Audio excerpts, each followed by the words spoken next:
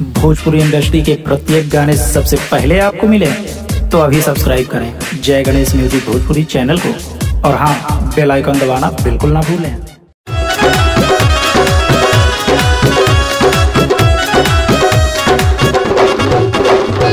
Cycle के निशान के बटन दबाई के, साइकिल के निशान के बटन दबाई के, डॉक्टर आर के वर्मा के जीतावा सीना तान के, सीना तान के जीतावा सीना तान के, दूर कराया परेशानी के, भौजी ओट देवे चलो साइकिलिए पे, भौजी ओट दे चलो साइकिलिए पे, भैया ओट दे चलो साइकिलिए पे। चुनाव अब की आइल बा, दिल से दिल के मिलाइल बा, दुखिया और गरीबन के प्रेम के गंगा बहाइल बा।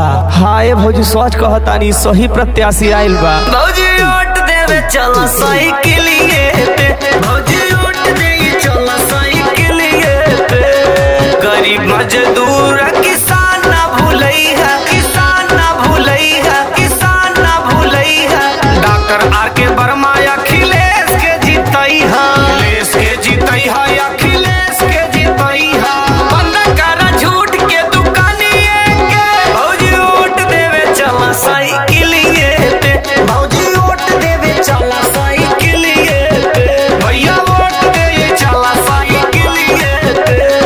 250 रानीगंज विधानसभा प्रतापगढ़ से डॉक्टर आर के वर्मा का चुनाव चिन्ह साइकिल, साइकिल का बटन दबाकर भारी मतों से विजयी बनाए।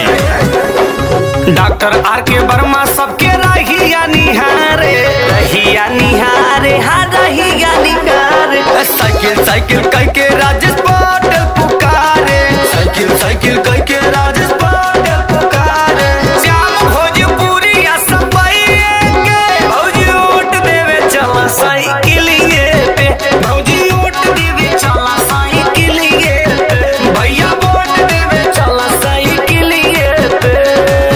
250 रानीगंज विधानसभा प्रतापगढ़ से डॉक्टर आर के वर्मा का चुनाव चिन्ह साइकिल, साइकिल का बटन दबाकर भारी मतों से विजयी बनाए।